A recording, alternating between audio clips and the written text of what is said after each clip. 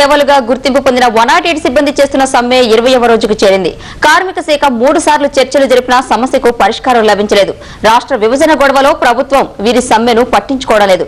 దీంతో రోగులు నానా అవస్థలు పడుతున్నారు. మరోవైపు ఉద్యోగులు ఆందోళనను మరింత ఉధృతం చేశారు. జీవీకే యాజమాన్యం కార్మిక చట్టాలను ఉల్లంఘిస్తుందని 108 ఉద్యోగులు జూలై 18వ తేదీన సమ్మెకు దిగారు. కనీస వేతనం 15,000కు పెంచాలని, 12 గంటల పని దినాన్ని 8 గంటలకు తగ్గించాలని డిమాండ్లతో సమ్మె చేపట్టారు. దీంతో కార్మిక శాఖ కార్యాలయంలో అదనపు కమిషనర్ సూర్యప్రసాద్ 108 సిబ్బంది జీవీకే యాజమాన్యంతో చర్చలు జరిపారు. 3 సార్లు చర్చలు జరిగితే ఒకసారి మాత్రమే జీవీకే యాజమాన్యం చర్చలకు హాజరైంది. సమ్మెను దెబ్బకొట్టేందుకు జీవీకే యాజమాన్యం 256 మంది ఉద్యోగులను తొలగించింది. 120 మందిపై కేసులు పెట్టింది. 500 మంది ఉద్యోగులను అరెస్టు చేయించింది.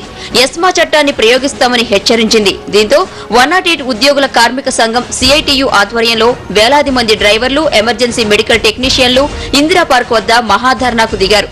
ప్రభుత్వం ఇప్పటికైనా 108 ఉద్యోగుల డిమాండ్లను పరిష్కరించాలని సిఐటియు ఉపాధ్యక్షులు నరసింహారెడ్డి డిమాండ్ చేశారు. ప్రజల గురించి 108 సర్వీస్ పెట్టి ఈ రోజు ప్రజా వ్యతిరేకంగా ప్రజలకు అందుబాటులో లేకుండా చేయాలని చెప్పేసి దుర్బుద్ధితోటే ఈ కార్మికుల సమస్యలను పరిష్కరించలేకపోతున్నది.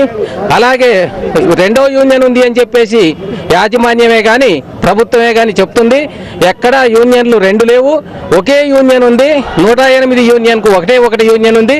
అది సిఐటి నాయకత్వంలో ఉంది. కాబట్టి దీంతో చర్చించి వెంటనే పరిష్కరించిన పక్షంలో ఇంకా తీవ్ర రూపం దాలుస్తుంది ఉద్యమం. జీవీకే యాజమాన్యం చట్టపరమైన చర్యలు తీసుకోవడం లేదు.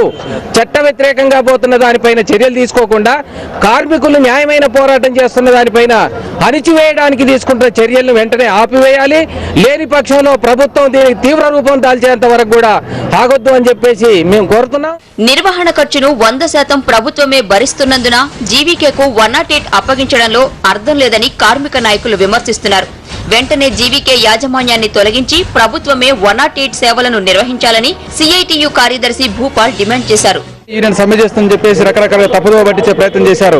3,500 మంది సిబ్బంది హైదరాబాద్ తరలి వచ్చారు. కాబట్టి ఒకటే యూనియన్ ఉంది. సిఐటి ఆధ్వర్యంలో జరిగే పోరాటానికి ఈరోజు పెద్ద ఎత్తున ఉద్యోగుల నుంచి కార్మికులు మద్దతు వస్తా ఉంది. ప్రభుత్వం స్పందించి చర్యలు తీసుకోవాలని చెప్పేసి మేము డిమాండ్ చేస్తా ఉన్నాం. అలాగే 1,11,102 రూపాయలు ఈ రాష్ట్ర ప్రభుత్వం ఈరోజు జీవీకే ఈఎంఆర్కి చెల్లిస్తా ఉన్నది. అందులో 65,000 రూపాయల వేతనాలు చెల్లిస్తా ఉన్నారు. 5 మంది సిబ్బందికి 40,000 రూపాయలు మాత్రమే ఇస్తూ 25,000 రూపాయలు చొప్పున హెడ్ ఆఫీసులో ఉన్నటువంటి అధికారులు తీసుకుంటా ఉన్నారు.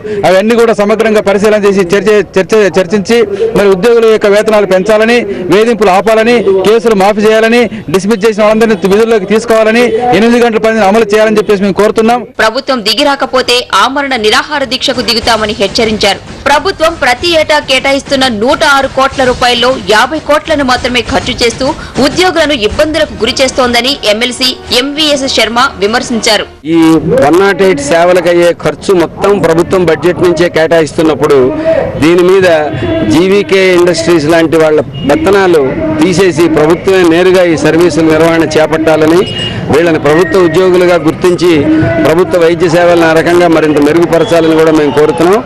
108 ఉద్యోగుల మీద జరిపే కక్ష సాధింపు చర్యలను మానుకోవాలని కూడా ప్రభుత్వానికి హెచ్చరిక చేస్తున్నాం. ప్రభుత్వం ఇప్పటికే గ్రామీణ స్థాయిలో ఉన్న ప్రాథమిక కేంద్రాలను, పట్టణ ప్రాంతాల్లో అర్బన్ హెల్త్ సెంటర్లను నిర్లక్ష్యం చేస్తూ పేదలకు వైద్యం అందకుండా చేస్తోంది. మన రాష్ట్రంలో ప్రారంభమై పోలీస్, ఫైర్ సర్వీసులకు ధీటుగా పనిచేస్తున్న 108 ఉద్యోగులను ఆదుకోవాల్సిన అవసరం ఉంది. ఆపదలో ఆదుకునే 108 సేవలను కొనసాగించాలి. సమ్మెలో ప్రభుత్వం జోక్యం చేసుకుని సమస్యను పరిష్కరించాల్సి ఉంది.